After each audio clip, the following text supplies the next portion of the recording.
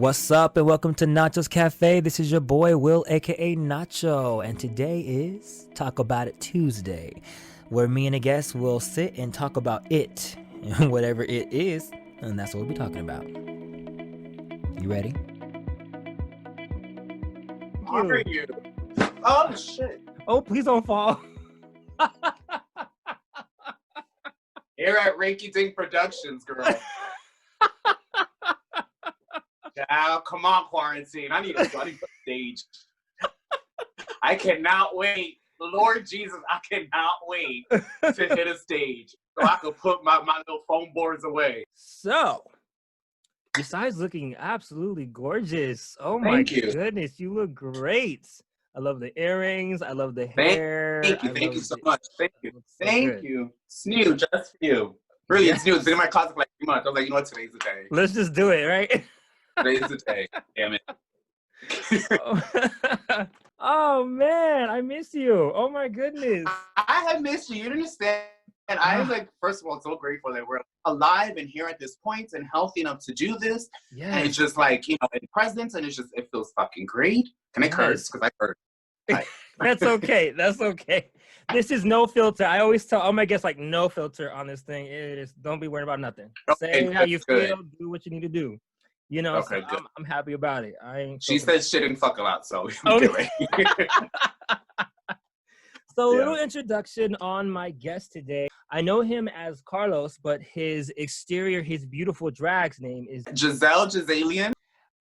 When you friend requested me on Facebook, I cracked up because let me tell you about my little journey today, because I did a little research on. I'm like, he must have, and don't tell me why, because I'm going to tell you that I figured it out. Your name on Facebook. Don't say nothing, okay? But yes. What is it? Solrak, Namor. Yes. And so, okay, so the funny part, I was like, okay, that has to mean something, right? So I'm all like researching, yeah, like, what does it mean? You know, I got like because I know Carlos, he's like got something like connected with it. I just know. And then I was like, okay, nothing came up. It had this thing that said like what each letter meant. It was really pretty, to be honest with you. Actually, let me share that. What it says is S is for serene, your calm time. O is for orderly, a lifelong passion. L is for laughter. You spread wherever you go. R is for romantic, hopelessly so. A is for angelic, a truly pure heart. And K is for kindle, the warmth in others. Now, I was like, okay, that works, but I do want to ask him. And then I looked up Namor. And of course, the thing is the Marvel character who lives under the sea. And then it said, and this is where the lights went off. It said also backwards, it's Roman. And I know that Roman, I was like, oh my God. Yeah. And then I turned the Solrak backwards and it said Carlos, like, oh my God. That's the big, ain't that some shit? That one just flies over people so many times. Oh my God, that was genius though, because I'm like, I like that name. And then flipped up like, Roman, Carlos, oh my, I was like, that was genius. So you took me on a whirl for that one, a roller coaster. And I'm straight up looking at right backwards. I was just like, I know that's what he means. I know that's what you meant. Because No, I started spelling like that way a while back, a little while back though. But it's more so just to keep like, just to keep my Facebook page as personal as I could possibly make it. Because I put my name and find me up there, right? I have enough people on my drag page that I like to keep something for myself. Yeah. So it's easier to kind of, just flip the name backwards and make it harder for people to find me, whereas it's easy to act her, just kind of have something that's mine, I guess. Right. Yeah. That was, I mean, that really was amazing. It's so funny because there's no big mystery behind. I was like, I don't know what name to put in. Facebook won't allow me anything else. So I sure see what I'm so fucking here for it. I'm so here for it. And I loved it. Oh my gosh, I loved it. So a quick little introduction to the audiences who do not know. I know Carlos from back in the MySpace days, and if you guys remember that, you're old like us. So, yeah, absolutely. Because that was it's still so amazing that we still kept in touch. Like such a blessing. Like, and how's your mom? Oh my God, first of all, she's so excited that I'm even talking to you right now. She's like, no, what? Like, for real? And I'm like, yeah, Love yeah. I her. haven't spoken to her, I don't know, forever. And he's I getting know. hurt today. You know, Yes. But Oh my she's gosh. so excited. She's doing well. She's actually in the other room. Yes, I gotta say hi to her later. Oh my God. Yeah, but she's doing good though, and she sends her all her love because she loves you. Awesome. She loves you. Yes, and I love her too. Definitely gonna be coming out to New York again, and there's no way I'm not seeing. We have to. This has been like we have to. Yeah, it's been far too long. Yes, Too long. Yes. And yes. I mean, shit. My hair turned blue, darling. It's been far too long. And I have to watch you like live. I want to see you like in person. I would love and just that. Like dance. I just want to see. I would absolutely love you to get like the entire experience of who like Jazalien is and what it is that I do. Yeah. You know what I mean? Because I mean, besides having fun performing, it's all that whole aspect, because it does give you it does give you a rush. It is addictive to perform and that fun stuff, but it's a creative aspect of it. Like, you know what I mean? I have a show next week. I'm spending the next 7 days working every day. Wow. For that one show. For that one 5-minute show. I'm, making sure costumes together, making sure my hair is laid. I mix my own music. So, I'm in a well-rounded one woman's show, if you will. So yes, I love it. I've been watching you on Instagram. I'm sure you have a Snapchat. I'll probably ask that later. Yeah, but you look good though. Oh my gosh. Thank you. And I've watched you how you transformed like from the beginning until like now, because I've seen it. Mm-hmm. And gosh, I don't even know when it was, like when I first started seeing you coming into drag. And it was funny because to me, not funny, but like funny as in like an aha moment, whereas like this is perfect for him. Like because I know that you're an artist. And an artist of so many sorts, like as in, because when we first were talking on MySpace, you were all about Photoshop. You know how you like always had like the Photoshop pictures, always abstract. And I was so obsessed with that. Editing and everything. I love it. Yeah. And then you took it into your hands. And I think you always did do makeup, correct? Yes, I did. Yeah, I started out doing hair and makeup for all of the cis girls out there. And then I made my way into the drag world. And then I started doing drag. So it kind of worked its way that way. Yeah. And then, I mean, to me, drag is like an art of expression, escape, and fantasy. Like, what is drag? Oh my God, that's like a perfect description. Oh yeah, it's really that's you got it. It really is. Thank all of you. Those things. Absolutely. Wow. Okay. It's like to me, because I mean I dabbled in it just to get paid. I did a little bit. I don't know if you've seen my pictures. I think you're a friend on her page. I'm still dabbing it just to get paid, Chad. Like, is she alive? No, she's in Hawaii, bitch. I don't know where she. I love what I do. It is a blessing to do what I do in the time that we're able to do it in. Yes, but, honey. If I wasn't getting some kind of money, right? That fucking queen. Okay, just saying. We're all lying and we're saying we don't enjoy the benefits, the financial benefits that comes of doing what we do. It could be a little better, I will say. Of course. They don't call you starving artists for nothing. You know what I mean? But right. Make it work. So you make it work. Though. I take my hat off to all the drag queens out there, because with me walking in those shoes, no joke, heels. I'm sorry, shoes is shoes. Heels, no joke. Oh my God, the first time I did it, my feet were fucking killing me. And then on top of that, then the whole tuck. That's a whole nother world too. Like the first time I did it was with duct tape and adhesive spray, and I shaved down there, right? And the thing that sucked is when I got home and I went to take the duct tape, there was like that one hair that I forgot to shave. I was like, it's still a process. Honestly, it's still a process. I've been doing this for 10 years now. So this August makes 10 years of drag. And I still hate having to tuck. It is, to me, the worst thing. You know what I mean? And I'm quite hairy. I'm quite hairy when I'm out of this.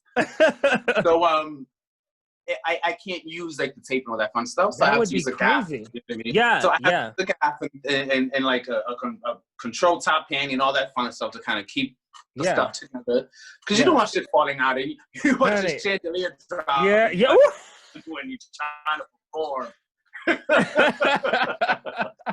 You know, it's funny you say that because I have seen, cause I used to work at a gay club where it had we on Sundays. I worked on Sundays, especially where they only did drags. They did drag on Sunday, and I have seen everything. The ones when they did not tuck and that thing is flip flopping, and they're just like, oh my gosh. It's like, I mean, my thing is, if that's part of the aesthetic and that's what you do, then I'll applaud it. If that's part of the aesthetic, that's what you do. All drag to me is valid. You can do anything. Even you can run through the whole gender thing, whatever you like to do. That's fine with me. Yeah. It's when you're giving the whole illusion of like a completely, you know, feminine illusion. Yeah. And then by accident that happens. It's like, girl. Yeah, that girl. I don't think that. I don't think that was part of the original sketch. I don't think that was part of, you know. Yeah. I don't think that's what she drew. When that outfit was. I don't think she imagined that was gonna happen. Oh, Lord Jesus. But, you know, it happens. It happens. And fortunately for me, I will say that the times it has happened, I've been able to get away with it because I'm so heavily padded. So I have lots of tights. So it is. It's not noticeable, but it is quite uncomfortable. You know what I mean? Yeah. So you don't want your nuts to drop, get stuck to your leg. Then you out here trying to move and shit. Lord, drag is. I'm telling you. I tell you. Yeah, and then man, having to go pee is a whole nother thing. Okay, I'm like, I'm gonna have to hold it. Oh my gosh. And my thing is, I'm a drinker, right? Yes, so when I go, I like to have cocktails, especially when I'm done up. I love to have a cocktail and kiki with the girls, and being cinched, it kind of, you know, it pushes everything down. I feel pushes everything out more. Yeah. So and I'm always have to pee, which is a problem. I'm a peer too. So it is the worst freaking thing. So I make sure that, you know, my outfits for the night when I'm going out, that things that I can get in and out of quickly to kind of do what I have to do, because it is work. It is work. Yeah. It's either that or hold it for the next 2 hours and cry on the way home. I hope I don't pee in an Uber. Like, hey, that's happened too. Love it. I love it. Oh my gosh. So so the obvious question I would like to ask is, didn't you before I jump to that one, didn't you have another drag name? Like when you first started out, it was a different name. Yeah, when I first started, my my drag name was Jazel Jazalien.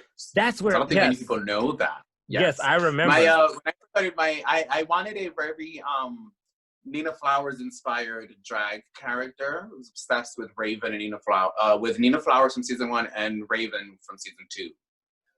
Yeah, I know her. I mean, those are like my two favorites at the moment. When I started doing drag, was during season 2. Because once Raven came on, I was like, okay, Nina Flowers, Raven, that's it. I'm legit. Yeah. So I wanted like a really, you know, extravaganza kind of name, and I went with Jazel Jazalien. Yeah. And but unfortunately, living in, you know, the area of New Jersey where I'm at, the scene is very it's very real girl realness, and very fishy, and it's very Latin scene. So it was hard for me to get like bookings even with people that knew me because they couldn't pronounce my name. Wow. Yeah.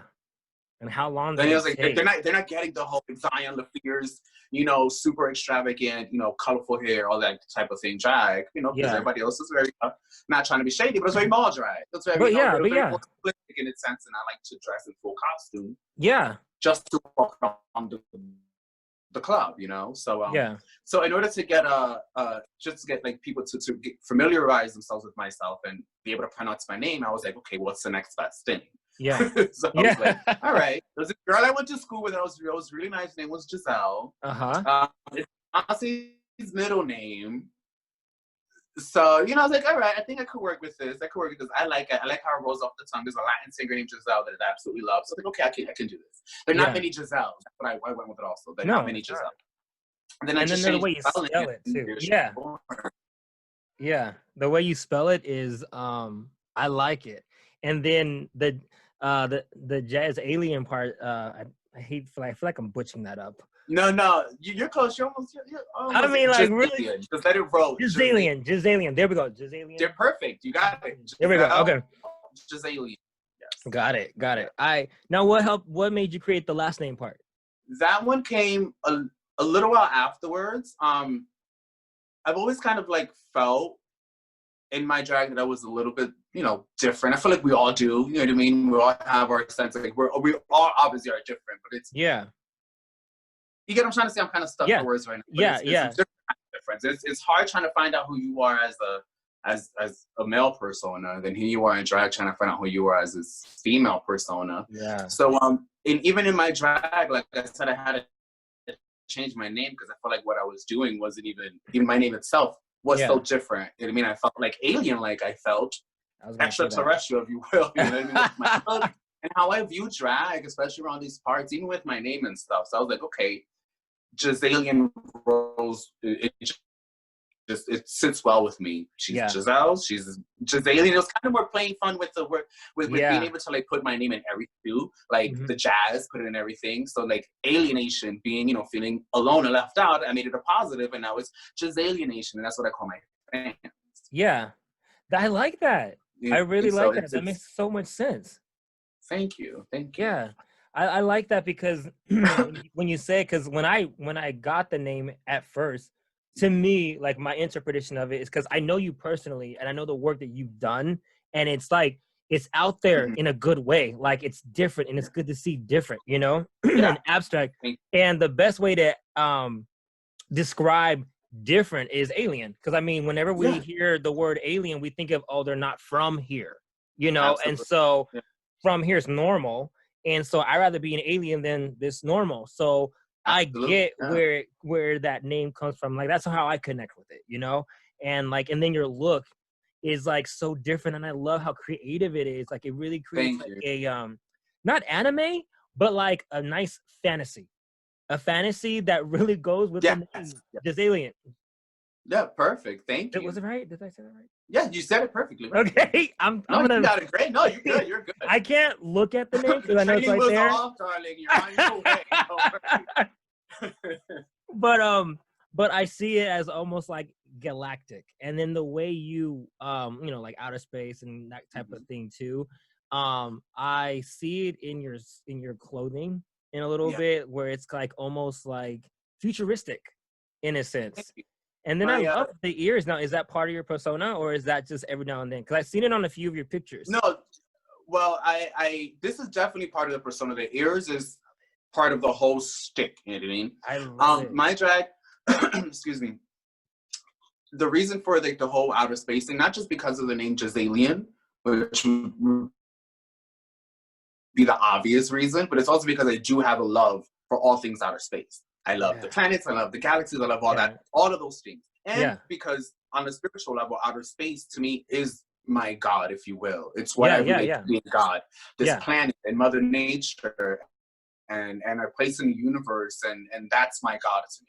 You know what I mean? So loving that so much, and being someone personally, Carlos, being someone that is always about finding my purpose and you know, just being on a strong like spiritual path and trying to just find myself and my connection to the universe and through God, like my connection to the universe through God, and the whole, you know, spectrum of it and how it all intertwines within itself. Honestly, I applied it to my drag when it came to the whole being different as myself, because as Carlos, I'm too straight sometimes for my gay friends and too gay for my straight friends. And sometimes like I don't fit in between. I don't fit. You know what I mean? It's like I'm too much for my straight friends and too little butch for the gays. And it's like, okay, whatever, you know? But that whole outer space thing honestly comes from who he is. And then I just have fun with it and play with all the colors of the wind when it comes to drag and apply that to her persona, you know what I mean? Which is like, what I like to say is a futuristic, like futuristic and vintage at the same time. Like I love having, you know, non-traditional hair colors and all this funky stuff going on, but still keep a traditional silhouette, you know what I mean? And things like that. Like I love a 50s too. Yes. I'm so glad you said that. Green or yellow. I think that's super cool. You know what I mean? That's very much for things, very much Fallout, if you will. You know, you think of like, you know, they that kind of thing. It's like I love that. I love that aesthetic. Very futuristic, but still with a hint of vintage in my silhouette, at least. But yeah, my fabric's all galaxy. My hair is multicolour. I wear the ears and all that stuff. I love but it. Then, as a character, you want to develop your persona. Of course. The storyline for Jazalien is planet still unknown. She crash landed here, and out of all places, like any terrible B movie that we love to watch, she landed in fucking New Jersey. Right, like and here she is trying to navigate in the real world. Right. And in fucking Jersey, and that's gaudy of all places. You know what I mean? So, I love it. In order to blend in, she has to use her powers, which is to shapeshift. So sometimes I wear the ears, sometimes I don't. Sometimes I change my makeup, sometimes I don't. What it does is allows me to have more freedom with my drag. You know what I mean? So what is your aesthetic? My aesthetic is every aesthetic. I'm a shapeshifter. I can dab in. I could be pageant, I could be camp, I could be fish if you like, I could be anything you want because it's still within my aesthetic of who I am as a drag queen and who she is as a character. She's a shape-shifting humanoid alien from planet unknown who serves you fierceness, darling. That's what I do. And you do. Do. Thank you. It's great because I love the vintage because it's in your hair. It's in the makeup. You know, it's like a glamorous version of Mother May I. You know? You know? So it's like because I'm I guess an artist in a different way. I have a very fantasy mind. So it's like I see everything that you just described in your look, your colors, your vibrant colors, your hairstyles, the vintage, you know, and coming from a different world, landing here, it's like, it's perfect. So, you know, it's like you're not losing yourself, you know, as it's talking about Jazel, you know, not losing yourself coming here, but, you know how to adapt, but at the same sense, I still got to go back to my roots, you know? So I got to get a little, I'm gonna get a little loud and crazy with this look, and I really don't care if you don't like it. It is what it is. Since y'all Jersey people all crazy anyway, so I blend in my own way, right? Absolutely. The funny thing about my whole, and something that I clock myself all the time, is that everything about my whole Jazalienation, outer space aesthetic is down pat, except for my motherfucking accent, bitch. I talk like a true Puerto Rican. I just can't. You do? I have tried through and through to speak differently all of the time and perhaps speak like an alien. I just can't fucking do it, girl. I just can't fucking do it. My acting skills ain't there yet.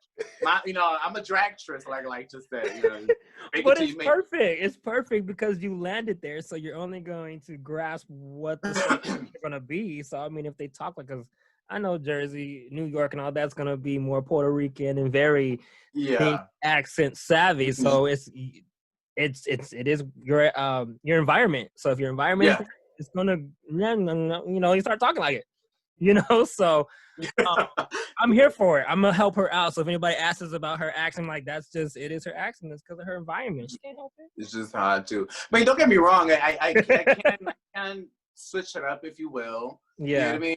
I can get into my customer service voice, if you will, within the right crowd when I'm in drag, because it's kind of like you adapt. She's a shapeshifter. She adapts, but naturally, that's a thought process.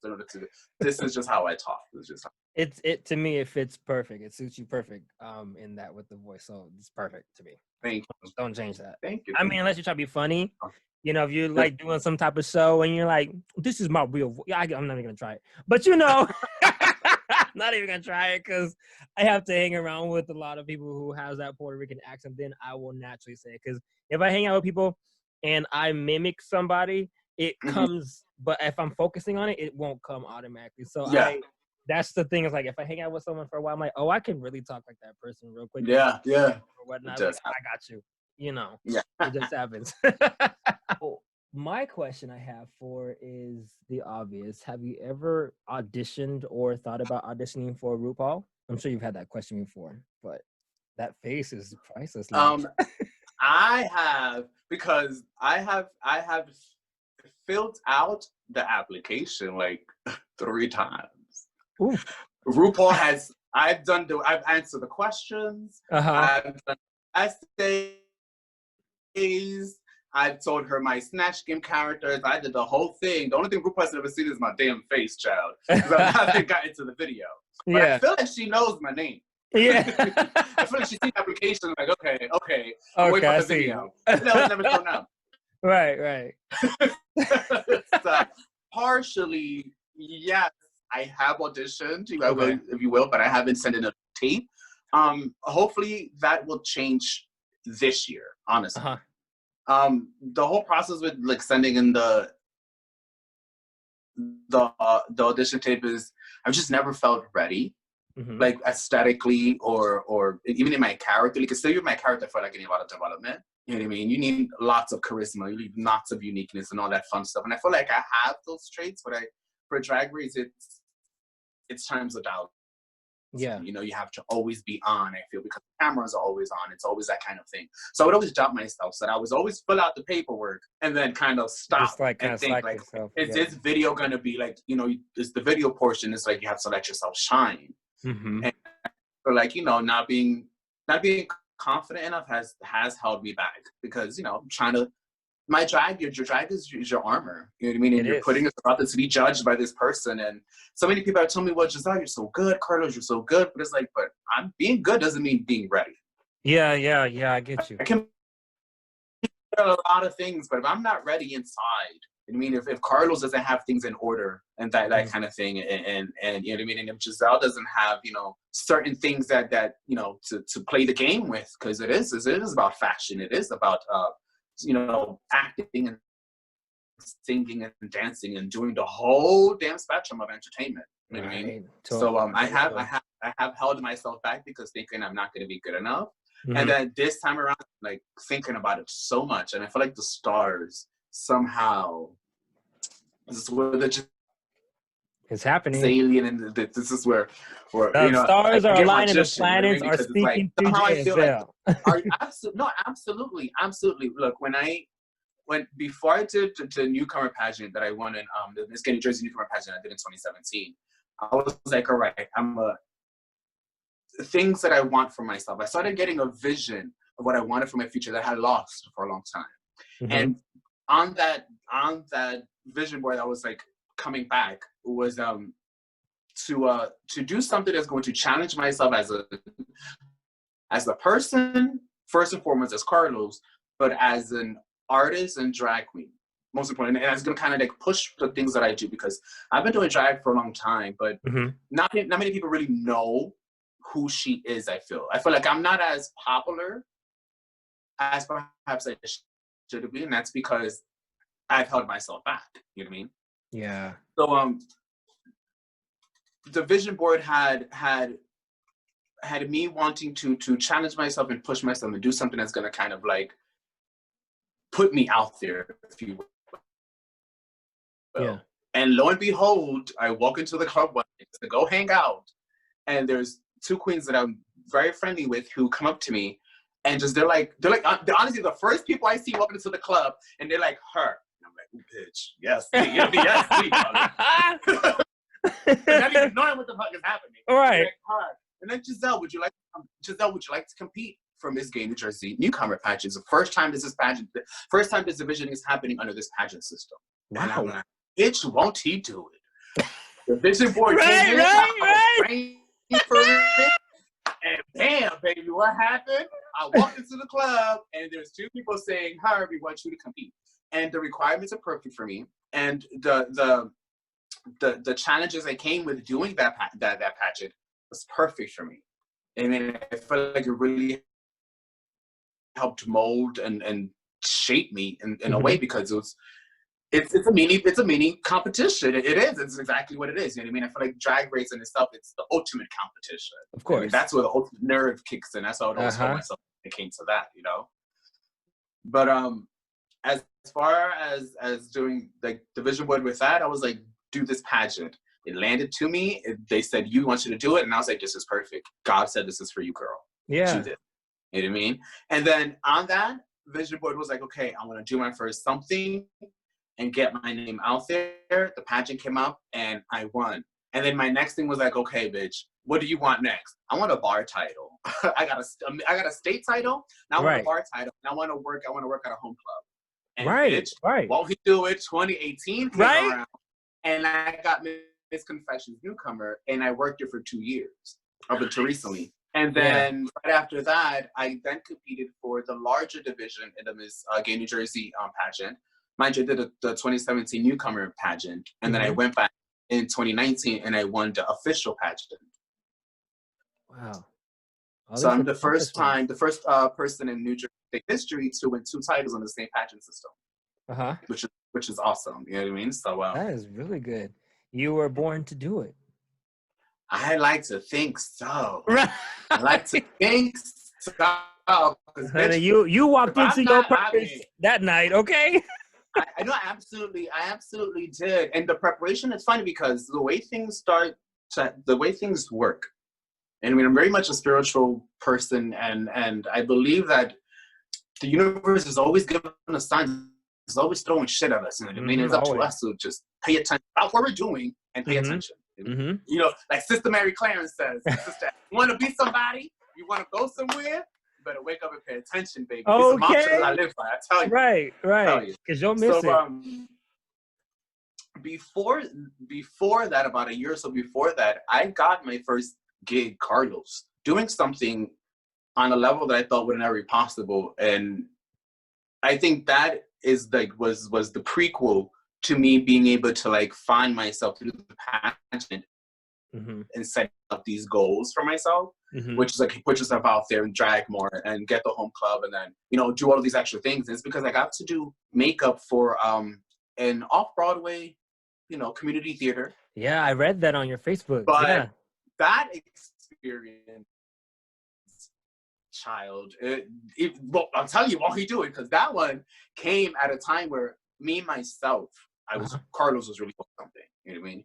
It wasn't even so much about let's get her wherever she needs to go. Is how the hell are we gonna get him to do what he needs to do? You know what I mean? I focused a lot on getting my character to a point where I felt was, you know, up to par, you know, and presentable to the world, but also that showcases, you know, all of the goodness that I have inside. You know what I mean? Yeah. And I feel like now that the inside matches the beauty that she has on the outside when it comes to my drag. I'm a lot more confident now. I'm a lot more secure in my shit. But that had to happen because he had to be more confident, more secure in his shit. And that came honestly about being able to do that work for that theater company. As strange as it may seem, doing makeup for some people that I had it. But it was the whole experience of putting my personal self, me, in that situation where I was completely out there. Like, child, I went to Far Rockaway, New York, to do makeup for a theater company. I have never done this before. I mean, I've done drag makeup, I've done all these things, but I have never I've never done that. Yeah. You know, and it's just in a room full of people, and I'm an anxious person. I suffer from anxiety, and you know, my bouts of depression, and all that crazy that happens to us through life. You know what I mean? So being able to do that initially was one of those things where I'm like trying to teach these people the basics of highlighting contour, bitch, and I'm about to pass out. Okay, I'm like, I am sweating, and I'm like, this is what it takes to be somebody. I don't like it. Take me back to the cave. Of a person. Where's my wig? Where's my armor? You know what I mean? Can't do this without her. Yeah. Jesus. But that experience toughened me up and opened doors to a lot of beautiful things, and then brought about, like I was saying, that vision board again that I had lost. You know? So being able to that as Carlos transition, you know, was a good transition to and a good segue into wanted to do more for myself as a drag queen, and then, you know, I think we trusting in God again. I lost sight of that, and then watch all that shit just come back. Child, just come back to me. Yeah, right? Because the thing is, it's always there. It never leaves you. All the things that are meant for you, they never lose place. They never lose their place in the universe. Yeah, it's you that slows yourself down from getting those things. You get what I'm saying here? Yeah. So it's like, what's if I'm meant to be on Drag Race, I'm going to be on Drag Race. Exactly. That is a platform that I believe will showcase 100% all all of the things that I can do through and through. And Yeah. what I cannot do at the moment, I'm willing to learn because I'm just that bitch. Yeah. I'm all about growing and progress and bettering myself as an artist, first and foremost. Because Carlos was an artist before Jazel was ever a drag queen. Yeah. Yes, he was. You know what I mean? So it's like it's about building me up. And I know that Drag Race, you know, if it's meant for me, and I feel like it is, it's going to be mine. Even if it takes me 100 times, but it's going to be mine. Right. You know what I mean? And it wasn't mine sooner because I didn't embrace, go out there and get it.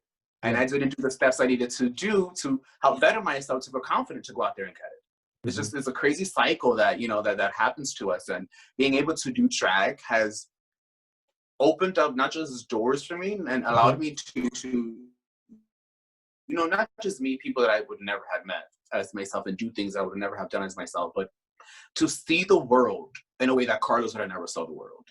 Yeah. And I've been able to do that because drag has allowed me to open up and it has allowed me to, you know, again, push myself and go out there and just try different things and see where it takes me, you know?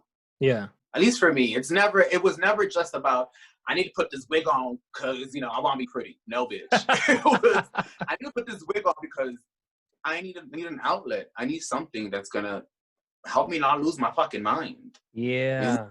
To be able to channel whatever it is that is happening inside of me out. Yeah. You know what I mean? I need to be able to create. And I think that's what it was. So I always say my mother made me to create. God put me here to create. That's, I don't know how, what way or form, but drag happens to be it. Yeah. And it's in your hands. For me because it allows me to do everything. I get to do music and I get to create costumes and sew and I get to, you know, paint my face and I get to do hair and I get to do so many things. You know what I mean? Like, and then just show it to the world and say, here, you know? Whether you like it or you love it, you're gonna fucking respect it because it took work to get this shit together. You get what I'm saying? And it's like, and I think that's the exciting part about all this. It's, you know, being able to say yes, bitch, you know, and it does feel good when you all done up and shit. They're like, "Oh, you look good." Like, I don't know. I know, but thank you for your compliment. I mean, you know, and thank you, but I'm humble, but you know, I know, bitch, I work hard, bitch. I work hard. I'm just trying to be hard, but I'm humble. It's so amazing to see you embrace more than just your purpose, but you know, just living through life too with myself with experiences as well is like we have to get uncomfortable to see the best in ourselves be developed. That right there is some real shit. Go ahead. No, that's, you know, because when that whole thing that you did with the shit. Yeah. I really no, it should not. Because I always say that, you know, when if you want real change, if you want things to really happen, you gotta ask God to make you uncomfortable. Yeah. Ask the universe to make you uncomfortable. Yeah. Once you start feeling that discomfort in you as a person and that discomfort in your life and that discomfort in your soul, you start making changes. Trust me, I know I went through it. And once I felt like I'm not comfortable. My soul's not sitting right. Yeah. I'm not sitting right. Things ain't where they need to be. You need to change. You need to actively, you know, it's lazy because it's like, reminds me of the church folk, you know, that they go to church all the time, but then you're not being active. You're not being active in your church going. Right. I mean, I don't go to church, but I'm active in prayer. Yeah. And I believe in all those things, you know what I mean? So it's like, as I pray to God, like, what can I do to change? Yeah. And perhaps make me uncomfortable. Yeah. I was made very uncomfortable. It came right. It's like, the next prayer was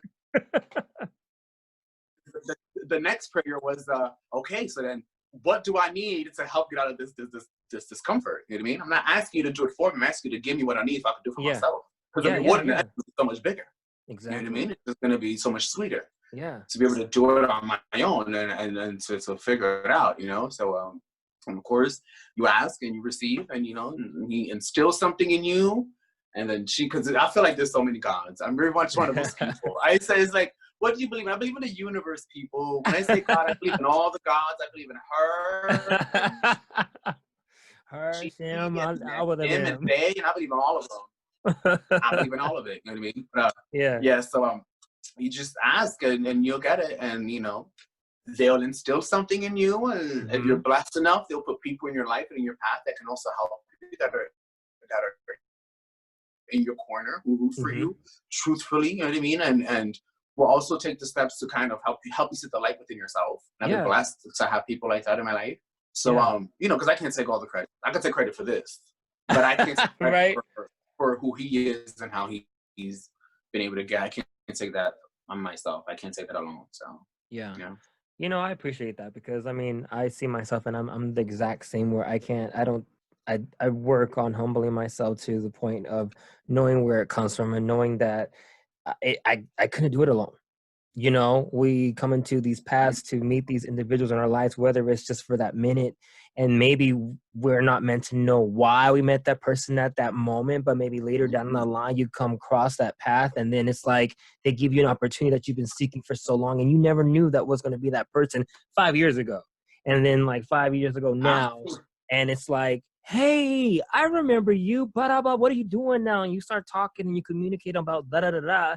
It's like, you know what I've been doing? I actually have this project, and I'm actually looking for somebody, you know, and then boom, there it is, you know? It's just like, and here we are. Exactly. It you know? I absolutely love it. I agree. I work. Yeah, I love that aspect of life. I'm grateful for the dark times, because it helped me find myself, to pull myself out of the dark, depression, all of that. You know, I'm grateful for all that. And a lot of people are like, I'm not grateful for that. I'm like, well, we're all different. You know, we're all different. Yeah, I'm grateful for it too. Oh, I'm absolutely grateful for all of the dark days that have allowed me to appreciate the sunlight that has been here. Honestly, all the fuck along. That's what's so easy about, like, going through depression and anxiety and like suicidal ideology and so many things that like I've struggled and suffered with, and then to kind of be like, okay, the sun has been shining all along, bitch. You know what I mean? The cloud was under me, but all I had to do was just walk the fuck away. Right. Woo! You better say that.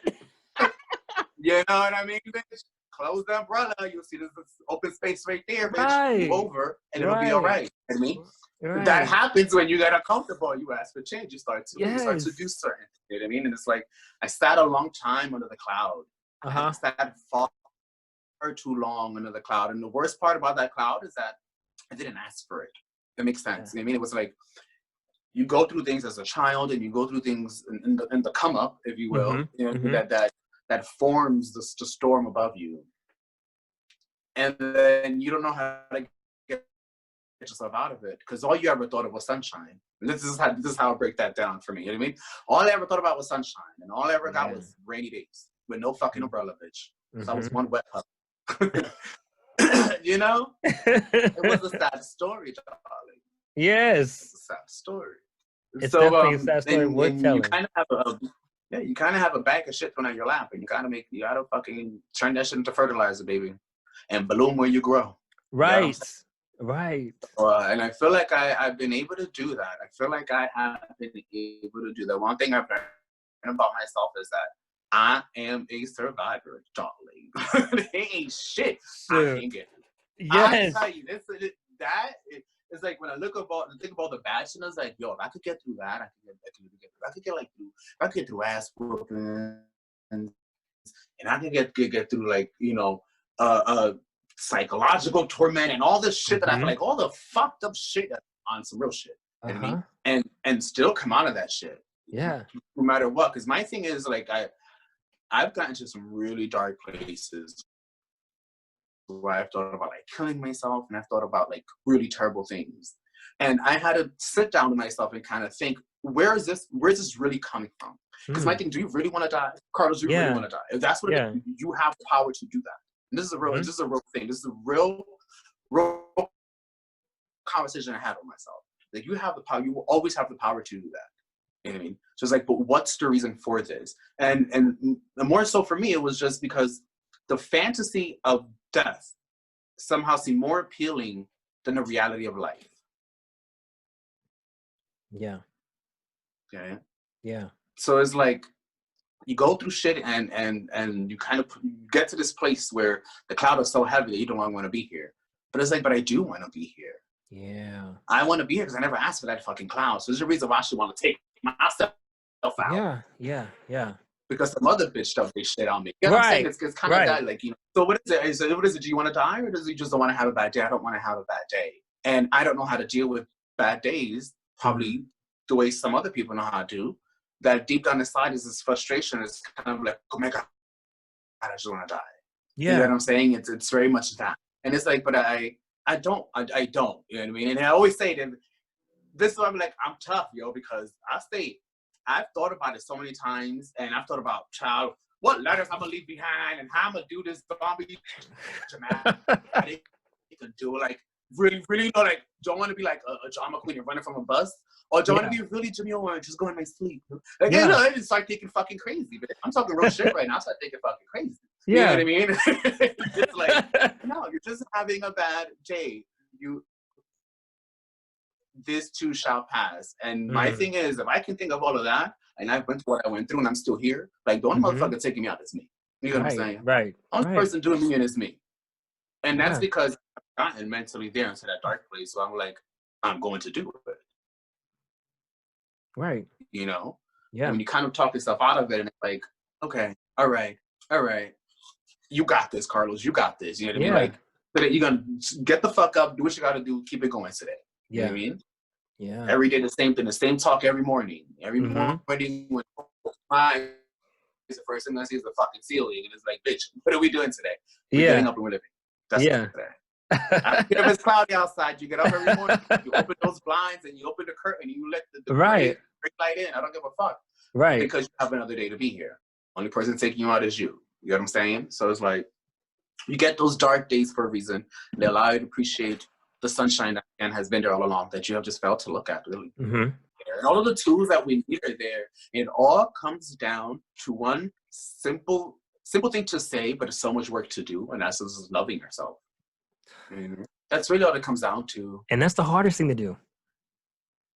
That is like one of the hardest things to do in life, is to love yourself whole. You really said a mouthful there, and I 100% agree with it, because, man, you know, we underestimate our worth. We underestimate what we can bring to the table, because at the end of the day, we only have ourselves.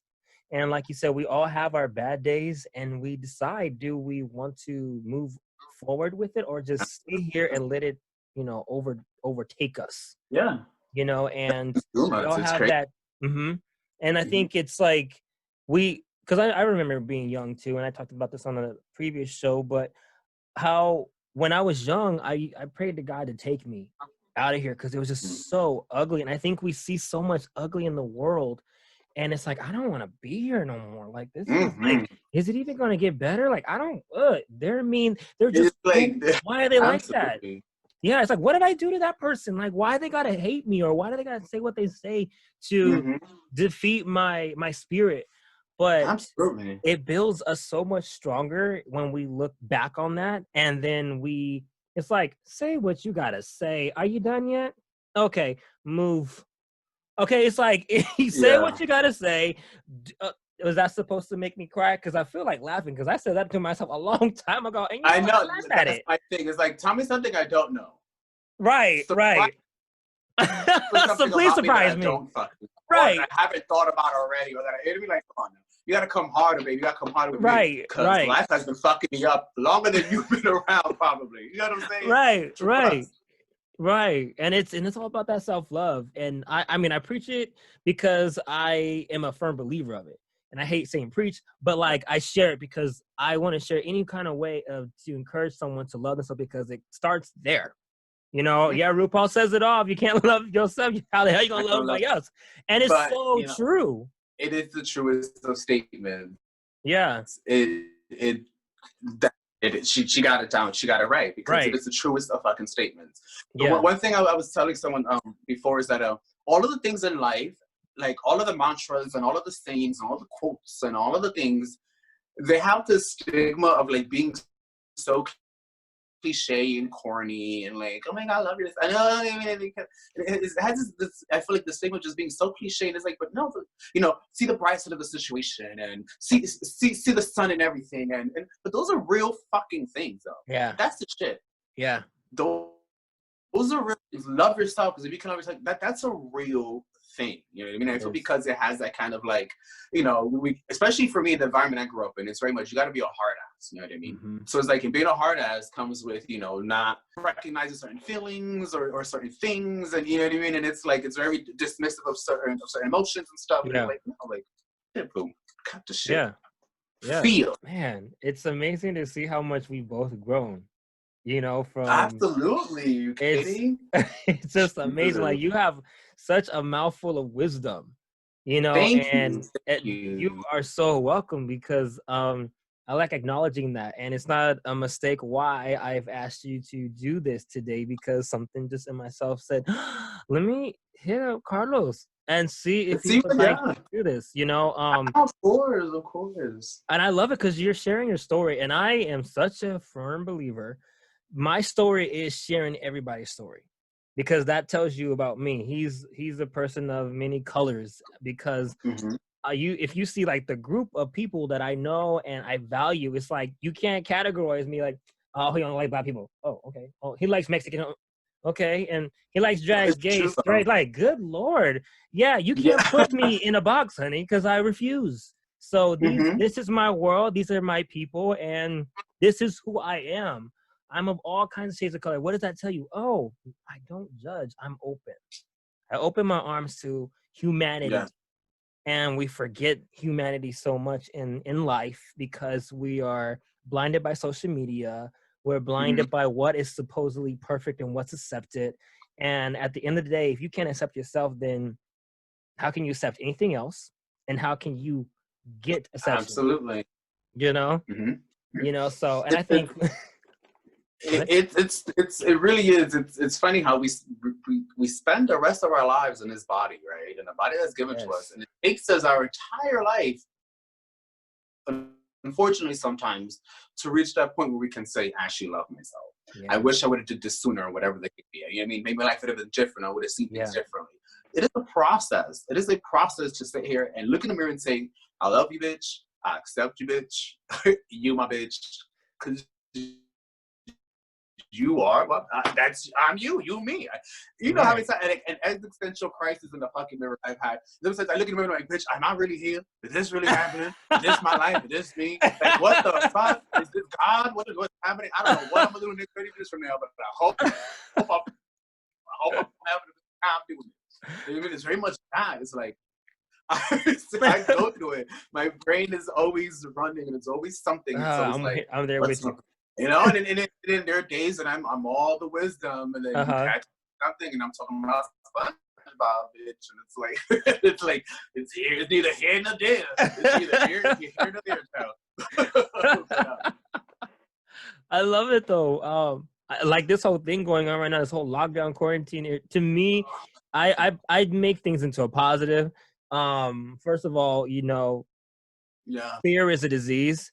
And so it definitely, I mean, all you see is nothing but trying to create fear. I'm like, shut that up. I know something better and higher than you. I know God, and come with it. If it's my time, it's my time. But guess what? I'm going to rock out before I do. Okay? I'm going to rock out. Okay? I'm like, they're going to remember me. Okay? Okay? But I love it because it's very self-reflection time. You know, I feel like all this time, all you have now is yourself. And people are so scared of themselves. Ain't that some shit? Hasn't this quarantine been so like telling of so many things? And it really does come down to people don't know how to be with themselves. They don't know how to be with their thoughts. They don't know how to be present in the moment with themselves. And that is a problem that America has had for a long time. Now just we're throwing it up, baby. It's coming up. You can't hold it down anymore. And honestly, I feel like that's the reason for so much of the crazy that has happened, so much of the hate and the racism, all of the fucked up shit that's going on, because there's so many people sitting at home who's walking around who don't know how to sit at home with themselves. Exactly. They're not happy with themselves. They're not loving themselves. You know what I mean? And here we are forced to do it. Right. And a lot of people don't know how to do it, that they feel they have to protest during a pandemic because they don't know how to sit at home. Tell me about it. Because you can't sit at home and self-reflect. You that scared of yourself. And I wonder why. And not to be that person, but I am that person. Carlos is very much that person. I wonder why a certain demographic of people can't find comfort in sitting at home with themselves. Okay. I thought I was. What trouble are you sitting in your soul? What troubles are going through your soul that you cannot sit at home with yourself, that you feel that being at home for your safety is somehow infringing on your rights as a person? Let me tell y'all motherfuckers on what it feels like to be oppressed and have your rights infringed upon, bitch. Right. That's something, a whole nother conversation. I'm gonna have to bring you back. I'm gonna bring you back. I'm trying to gain some fans with this podcast. I ain't trying to lose nothing. But hey, those are the kind of fans though that honestly I don't want them. Just right. Like if that's you and you are too busy judging and this and that, bye. You know, because you're blind. It's very telling of honestly what we're going through as a nation, really. Yeah. You know, I feel like if everybody did drag for the day, we'd be all right. Right. Just step outside yourself. If you want to go riot or go protest, do it. Slap a lash on and a wig on and go do a quick Whitney number and get your life. And you'll see life differently afterwards. You know what I mean? It's like you need to be able to maybe be something else so you can learn how to appreciate who you really are. That's what Exactly. I've learned how to appreciate who I am as a man by being a woman. You know what I mean? So it's like, and you have to learn how to sit with yourself. These people don't know how to sit with themselves, and that's just that's an American fact. Terrible. And it's like you cannot look. I'm gonna say this. Please. You cannot gain what we have being a spiritual person. I am. You cannot, and what I like to believe, because this country is run on religion and Christianity and God, but there's no spirituality in anything that they're fucking doing. Mm-hmm. These people don't fuck a spirit. They have no soul. You know what I mean? It's all the fluff. It's all the front. Mm-hmm. Jesus. Okay, but what about your spirit? Hello. Because you can't sit with yourself at home. I doubt you're gonna go sit yourself in the church by yourself, and then let the spotlight hit you. You ain't gonna do that either. Right. You know what I mean? You congregate. You do it amongst people because it's comfort. But where's the spirit at? Where's y'all sitting together? Where's the spirit at? You know what I mean? Right. And you cannot do what you have done to gain this country through genocide and through the murders and the rapes and the way that you gained this country, and think that the things that you have done to the spiritual people that you have done them to isn't going to come back and bite you in the ass. Mm-hmm. You believe in God. Well, guess what, America? In God we trust. I believe that God is going to come back and kick us in the ass, and here we are. Okay. Because it's just wild to me. Yeah. It's wild to me. The you know what? For those who are everything on religion and bodies, right? I think for those who are awake, see it. You know, because there's so many people who are ignoring and too busy judging a book by its cover. I mean, when are you going to open the book? You know, absolutely. Because I truly believe that, like, people are just seeing what they want to see and are just running from the truth. But I feel like the big reveal is happening right now. Oh, and absolutely. it's like you see it like how they don't snatch the curtain down and everybody was half dressed behind the stage, bitch. What? Okay. I thought she was a woman. The revelation, it's real out here. Yeah. It's real out here, bitch. It's a real thing. It's a real thing. The curtain has been dropped and was caught on our girl, bitch. Right. He wasn't ready. I like that one. I get myself sometimes. Right. I love it. And you know what's crazy too? One of the craziest things that I'm all for is because who have we been quarantining this whole entire time before we started quarantining? Nature. We have quarantined nature for eons and eons and eons. And now nature coming out, and I'm all for it. I'm like, nature, go ahead and attack, because if we can't take care of this earth, then who the hell is going to take care of us? Where we going, Mars? Where we going, sis? Y'all know something we don't know, because where we going, sis? Where's the back tunnel to the extra planet? Because I haven't heard about shit. I'm the galaxy queen. I'm like, Jazel, can I go with you, though? Do you got room for me? I'm going with you, because I know you're not from here, but I'm coming with you, okay? I got my back. I had to figure it out, because it's like, how, you know, and again, to me, it all just revolves around itself.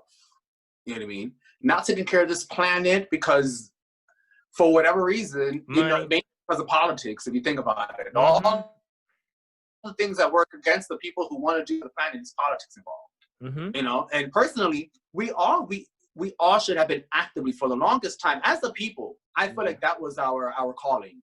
Yeah. As humans, I feel like our calling was to take care of this land. Yeah. And man, ego and through one to, you know, just mainly really fucking ego. That's really the man's ego is what drives him. You know what I mean? It's like it's hell because it's we have strayed away from what I feel is our true calling and our true purpose, which is to take care of this planet, to take care of ourselves, to allow to live on that. You know what I mean? To nurture and grow the land that we live on. We get our food from here. We get our air from here. We get our water from here, and we're fucking it up. We're not getting this from anywhere else. And if there is some other place that has what we have here, guess what? Our broke asses ain't the one to get it. The elite fucking will. If we want to talk about that 1%, if we want to look at that conspiracy world, come on, that shit ain't go. We're not gaining shit from anything that's out there. We're not gaining a damn thing. This is ours. We have gained our fucking promised land. We have gained. We've had it for the longest time. We have had our home. Since the beginning, and look at what we've done to it. Yeah. You know what I mean? Like it's terrible because being in quarantine has allowed nature to just be. Oh yeah. And it's shameful how beautiful. Like it took for this. Yeah. For nature to just go back to being. And here we are trying to, but not me, because I ain't the one. Here's everybody else. Right. Everybody else trying to say, let's go back. But it's like, but things are the cycle happening, you know. Granted, you stay home because you want to remain safe. You want to help keep others safe and you know, and the whole thing. But there's something happening in the world that hasn't been able to happen because we haven't allowed it to happen. Exactly. You know what I mean? And it's true, we have kept our planet in quarantine. Yeah. Like, I mean, hardcore. I never really thought about it that way, but besides like just, you know, like keeping animals as pets and all that extra shit, it's like, but literally being outside and creating all of this abundance of like, you know, technology and just buildings and highways and shit, we have literally taken, and it's terrible, have kept Mother Nature hostage in a way from what is her, what she's meant to originally do, and that is just to grow and life. You know what I mean? It's insane because it's like you cannot, and again it goes back to the cycle for me, because then again you cannot use God in politics. Amen. And then it's crazy how that works, because it's like, but church people who love the Lord and love the planet that God gave us will go against taking care of our environment because some man in a suit said so. Amen. You said a lot there. That's what fucks me up. It took me a while to get that process to shoot it out. But that's what fucks me up. Because if you are a true Christian or a true person, you know what I mean, of religion and stuff like that, you would know to honor what your God has given you. You would know to respect it and to treat it in a way that it should be treated, because this is the land that God has given you. If God made all of this and this is how you treat it, well, you're an ungrateful fucking bitch. Yeah. And that is just fact. That is fact. You get what I'm saying? Yeah. So between the religious fanatics and between the politicians and everyone in between, you're not doing anything for us. Yeah. You're not doing anything for us, because we lost sight about what it is to be a human, and we lost sight of what it is to be like a person of this land a long fucking time ago, when motherfuckers came in this bitch and colonized it. Yeah. Turned it to what it wasn't. Yeah. That here's the benefits of hundreds of years of spiritual fucking, you know, of fucking shitting on people spiritually. Yeah. Yeah. Finding its way out. Karma's a motherfucker, bitch, and we're living through it right now, and that is the revelation. And I'm enjoying it. Happening right now. That's right. That's right. And nothing's new under the sun. All those truths coming out. You know, it's all the truths coming out with, you know, especially with the last election of racism in this country still being alive and well, and homophobia and all. Right. Maybe that should never went away. Yeah.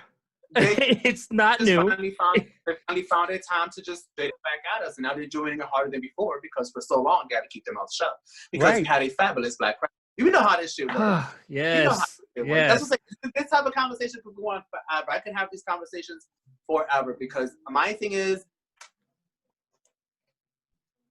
analyze, take it all in, and process, because you have to process as a person in order to kind of cope what the fuck you is really going on. have to, and not people do that. The world is fucking crazy. The world is crazy, and being in quarantine has drove people even crazier because again, they don't know how to deal with themselves.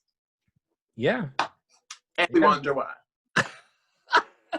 It was something you were saying earlier, and this is my truth of just being open and observant of nature itself. But God did not create religion, man created religion. God did not create politics, man created politics. And we know man are not dependable beings. Absolutely. They lie, they cheat, they kill. Yes. Guns don't kill people, people kill people. So it's like a lot of that, like what they like to say, you know, God is no, you're pointing the finger at the wrong one. Because God didn't make this confused. We did. You know, man wants to be God, so they created categories to define people. Oh my gosh, I was doing, because I'm on furlough right now, and I went to the Cal Jobs, whatever. Their questions are so detailed. Do you identify yourself as a man or woman? And then it asks you if you're gay or straight or bi. I'm like, why does that freaking matter? Why you want to know? You want to fuck me, boo? Why you want You want to ask me, what you going to ask me if I'm a top or bottom? Right. That's coming soon. Watch, it's going to come. It's coming. Right. I'm just like, really? Like, I'm human. Yeah. I don't care what this, like, African Americans, I can't, these abs piss me off because I can't put what I really am. I have to be African and not Latin. I'm like, but I am. So what do I put? I'm like, and they don't have native. I mean, you don't have me on here. So how can I answer this? I'm human. So ain't that something, right? Like, identify yourself, but I'm a mixture of things. So how can I identify myself? You're not identifying me right now. You're not allowing me to identify myself. It's like, you want to know all this shit about me, but if you want to know, let me mark all the boxes that are me. You know what I mean? And it's like, but it just comes down to, bitch, we're even in my alien character form. It comes down to, in order to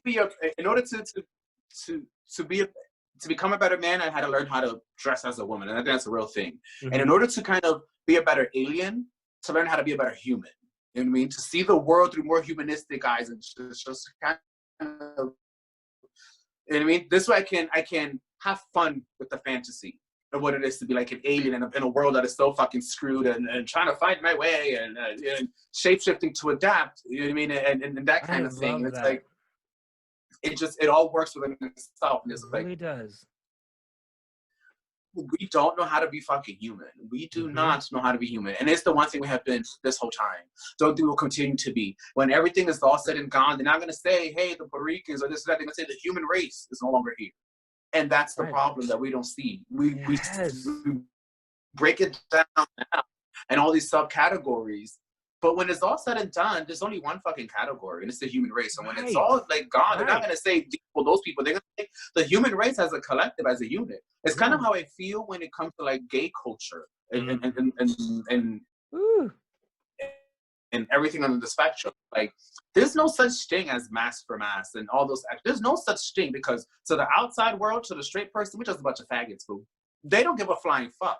They're just another bunch of gay people. Exactly. They're not breaking on the category. Well, right.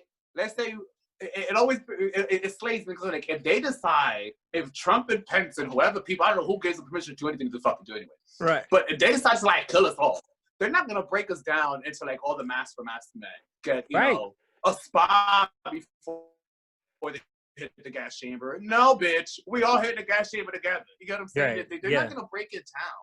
Why do we sit in our own world and break it down? Yeah. Why create these subcategories? You know what I mean? Why even in like, it could be me and my family of Latinos and the white man as oppressing us, but you have my Latino uncle trying to feel better within himself by oppressing me for being gay. It's all these subcategories. It's all these, you know what I mean? It's like, it makes no fucking sense. Right. But that's just kind of how people tend to work. And I feel like that's why the division that has happened in this country has been able to work, because it allows people to feel good about themselves by shitting on other people because they don't feel good being shitted on. It's fucking crazy. It's a warped way of thinking. You know what I mean? Yeah, yeah. Oh my God. White man be down or whatever they can be, something to shit on this, but it's like, but no, we're in this together. Mm-hmm. It's a human fucking race, bro. Like, it always slays me how, you know, it's this sense of I'm better than you, this pride or this well, even elitism within our own community is like, by acting as if, you know, if you're not masked or anything, you're lesser than. Right. People who don't like us for being gay, they don't break it down like that. You're already gay, you're already lesser than. They don't care. They don't care how much you weigh. They don't care how much you lift. Oh my goodness. Yeah. Yeah. Yeah. Are you a bear? Are you an otter? A twink? What is that? And you probably cried doing it. You know what I'm saying? It's like, they don't care. They don't care. They don't care. So why should we even allow that to harbor within our own community? Those seeds that they plant for us. You know what I mean? Mm-hmm. And it all comes from that. And it's just so we nurture that. Instead of nurturing what needs to be, it's crazy. But what do I know? I'm just a drag queen with blue hair, bitch. What do I know? You know? It's funny how what you were saying earlier too. Like, you know, I spend as a drag queen, I spend a lot of time having my book to judge for its cover. You know what I mean? Mm-hmm. So it's like all of these nuggets and things that I have picked up along the way, and things that I'm able to kind of like share with you today. Mm-hmm. Things that I've learned, and obviously being myself and being human, but in just being a drag queen as well, and being Jazalien, seeing the world from a different set of eyes, and being, you know, someone that when I am out of drag, I am very masked. People, you know, until I open my mouth, they don't know it's gay. You know what I mean? And you have always it's like, oh, hey, look at the tray, you know what I mean? And I'm like, hey, girl, you know what I mean? They kind of gag a little, you know what I mean? But physically, I fit the stereotype of what is like trade and mask and things like that. You know what I mean? And then I have come across people who feel they can spew their hate for other types of gays and stuff like that because they think that I'm going to agree with them because I'm also like masks, and I hit them with the truth bombs. It's like, that shit don't work with me. Yeah. That shit don't fly by me. You know what I mean? Because guess what? I'm also a drag queen. And then they're like, what? It's like, yeah. So the only thing you not know was gay, you ain't know it was a cross-dresser, boo. You went for a twofer, bitch. You know? So it slays me how we were able to, like, you know, live in such warped way of thinking when it comes to us as people and us as gay people and things like that. And it's across the board. This conversation will go on forever because then drag queens do it themselves with other drag queens. It just keeps going. You know, it's something that we have to consciously realize that we're doing it. And stop it and change it. You know what I mean? Because half the time you're doing it because you can't, look, it all comes back. You can't sit with yourself. So you spew that uncomfortableness within yourself onto other people. And it makes you feel good for the moment, for face value. But when you go at home, baby, and you put your head on that pillow, you're not happy with yourself. It has nothing to do with you being gay, nothing to do with being either masked or feminine, nothing to do with being a drag, because it has everything to you not being able to sit with yourself. You know? Man, so true. And here we are in quarantine going through some shit. I'm telling you, this has been a moment of honesty, of truthful, like a true time of revelation. I don't know if it's the end of times. I ain't seen no horsemen flying across the clouds yet. But I believe this is our second chance. Before an apocalypse, let's just say. You know, this is like God saying, I'm giving you a clean slate. Here you go. Make it uncomfortable. Make it uncomfortable. Right. Real uncomfortable. Okay. Undeniable uncomfortability, bitch. We couldn't even go outside with masks on. Right. And what's happening is, it's true, you know what I mean, though? It is a moment of revelation. I believe it. Because what happened is truths are coming out and people are showing their true colors and their true intents and where their heart really lies and where their soul and spirit really has been sitting at this whole time. Right. And if there's anything in there. Yeah. So. And it's crazy how we're being forced to sit in home and watch the television. I don't, but for some, watching it, and the more you watch it, the more you're able to peel away the layers and see what it really is. You know, gosh, that's a lot of lies. Why are we so focused on numbers? Why is there anything else going on in the world? Meanwhile, you go onto Instagram, people are getting creative. People are sewing. People are the drag. God. I love the drag queens are like they're putting on these live videos. It's like, yes, like it doesn't end. You know, it doesn't just stop because we can't go over there. You know, You know, I of love it. course not. Of course not. I say Yeah. one thing. Look, we get caught up in whatever may be our, the categories of whatever that we, the shit that we do, Yeah.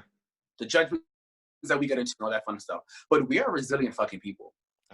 The gays, man, the LGBs, the T's, the Q's, the P's, the Z are fucking resilient, and I say that with love and respect. When you know what I'm saying, but we everything across the board, we are tough fucking cookies. You get what I'm saying here? So it's like, interesting enough, I was so excited for 2020 because I'm like, shit, I'm living through the fucking 20s. Like, you know, it's like I'm one of those kind of people like, oh my God, bitch, it's the 20s all over again. Yeah. Yeah. I was like ready for a futuristic Gatsby is what I was ready for, bitch. I wasn't ready for the plagues of the 20s. But I was ready for, I was ready for an artistic renaissance. You know what I mean? Yeah. I was ready for things to happen and to change, and for us to be present in this future that we're in now. You know what I mean? It's 2020. It would have been great to kind of, to move forward but no, here the fuck we are. Because even with Trump as president, I still have hope for that. I hope that this will be the year we can get rid of him and then we can keep it going and move forward. Is there any way we can protest Michelle to come in office? It's going to come out and people are going to flourish and, things are going to be great.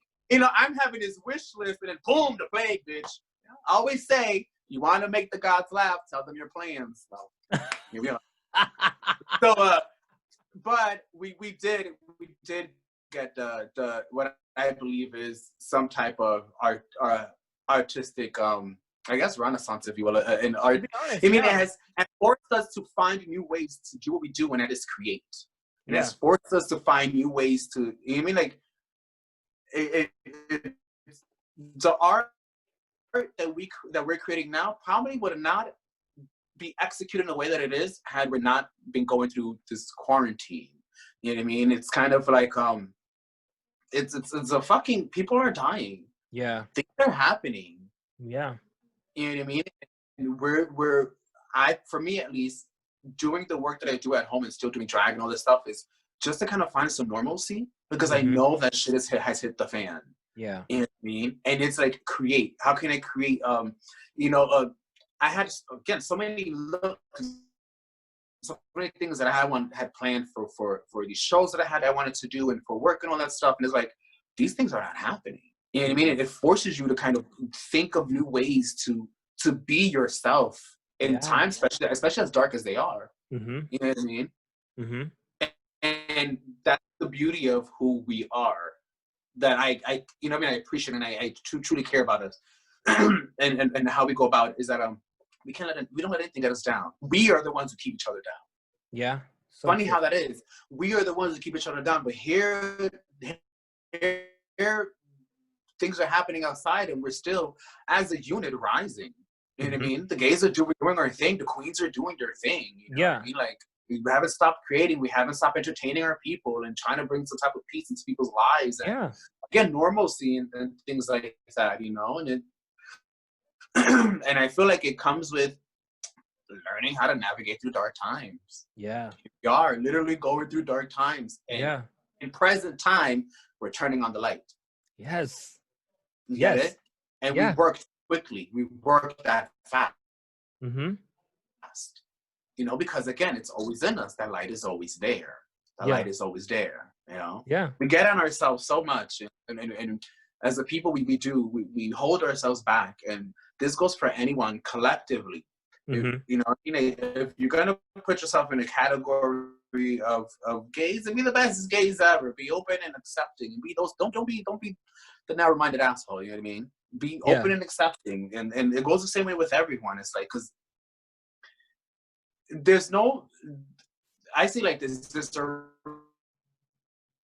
already so many things put in place to keep us down. So many people actively working to make our lives impossible. and they're actively creating these divides that are forcing us to, look at each other fucking crazy when we've been cool all along because we're part of the same tribe. Right. It's like, come on now. I mean, we need to go back to learn how to stick to being human and to humanity. Man, you said a mouthful. And it's I talk, child. No, but that's good. That's what this is about. It's about talking to show people that people can have a conversation about being optimistic. And I feel like for those of us who are optimistic and believe in the impossible, we see an out through all of this negative or stuff that we're supposed to be fearing, but we're not fearing it. We're already creating new possibilities. We're already creating new things for the new normal. Mm-hmm. We're already creating that. We're putting it at home. And I don't think we should stop supporting each other and being creative. Once the door is open, don't go. There is no such thing as going back because it's going to be hard. You can't drive forward when you're looking in the rearview mirror. So It's like you have to embrace what is here now and what you have discovered about yourself. I feel like we have to go forward with that and don't neglect it. Don't forget it. And then keep on sharing what you're doing, because my purpose is to deliver, and I'm delivering with support.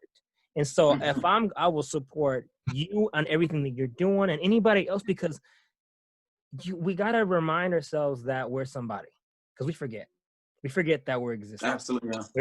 We forget that we're living. And we got to be reminded by seeing what other people are doing. Like, I could do that too. Oh, so I'm not the only one, or I can do, maybe I should do this. But do it. And we have to support each other, because this will create a human race again, a united human race again. If we support each other, it doesn't matter the background. It doesn't matter what box you put yourself in. It's about you are human, and it's about that we all have something to offer and something to give and something to say. And I reinforce that human connection. Yeah. That we already have, Yeah. We already have it within each other. So. Yeah. Yeah. Oh my God. I love this. I love this so much. This was so healthy. Yes, it was. So good. It was. So good.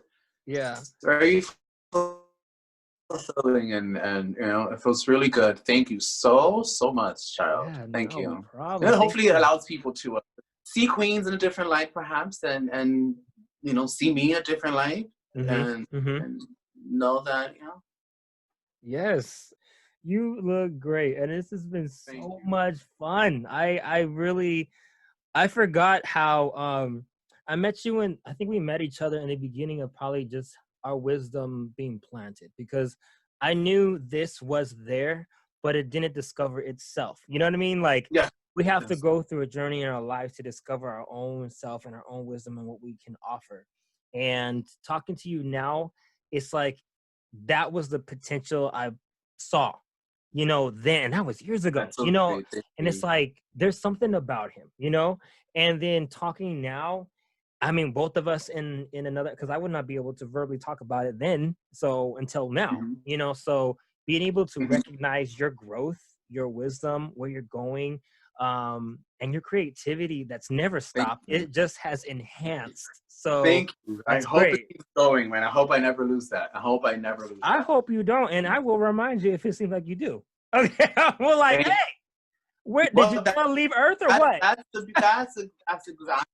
That's appreciated. That's very much appreciated. I always say it too. I hope I never get to a point in life where people can never tell me no. You know what I mean? Yeah. Or remind me of, of who the fuck I am. I hope I never get to the point where I need reminding. Yeah. Anyway. And that's just fact. That's something I try to keep a check on.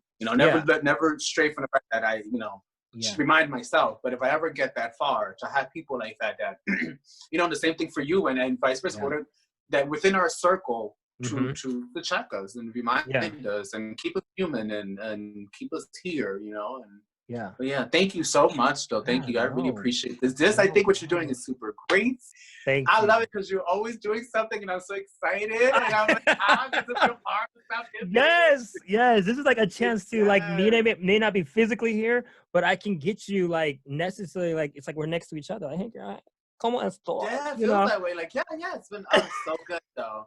So good. And we're used to talking to each other. I mean, it's been it's been years. Yes. Years since we've had a conversation. Yes. And look, I feel like people need to know is we've never met. technically, you know what I mean? Like physically, we've never been in each other's presence, but we've been able to communicate and still have a friendship. And you know what I mean? I think it's like the bomb thing of it. Yeah. It is telling of, you know, kind of who we are as people. Yeah. And the fact that we're fucking cool, man. You know what I mean? Like, we're cool as people, bro. Hello. So I'm so glad for this. I'm so grateful that I get to be a part of it. Thank you, really. Thank you. To my listeners and viewers, you know, just because we didn't meet each other physically, I mean, look at how real this is. You know, this is not fake. It's so this is very, you know, this is very organic. This is very genuine. Very. So it doesn't matter where you are in the world.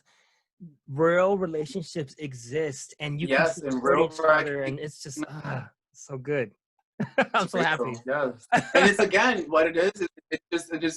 It's being people. It's being human, and just doing what we naturally are meant to do, which is communicate and share love and light, and you know, and we're. I say like this: you're allowed a bad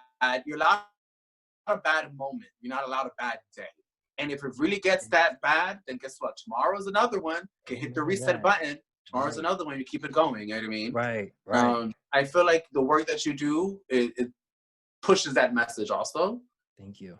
And it's that I relate to. It's like, yeah, we've been through some shit. Right. But look at us now. We get to like sit here and talk about it and present and be different than who we were. Different people than who we were when we were going through it. You know what I mean? And this is an example of that. The work you're doing now there. And me sitting here looking like this. This is the fruit of all that, you know, trial and tribulation of labor. I love it. Thank you so much for being my guest. And I can't wait to talk again, because we're definitely going to be talking again on I would love to. Another topic or whatnot. Yes. Oh, what you need me. Yes. Hopefully next time I'm a whole quinceañera for being 50, bitch. I can't. I want to cry sometimes. Like, no. And that completes today's Talk About It Tuesday episode on Nacho's Cafe. Thank you so much for listening, and see you next Tuesday for the next TBIT episode. And remember, when you run into a mental wall of personal perspective, talk about it. Sometimes I get answer with you already talking about whatever we're going to be talking about. And it's just gonna be natural. Okay. So I'm all about natural. I'm all about organic. Nothing's gonna be like scripted. You know, it's all about. I think you got the wrong bitch, because nothing natural about me, Charlie.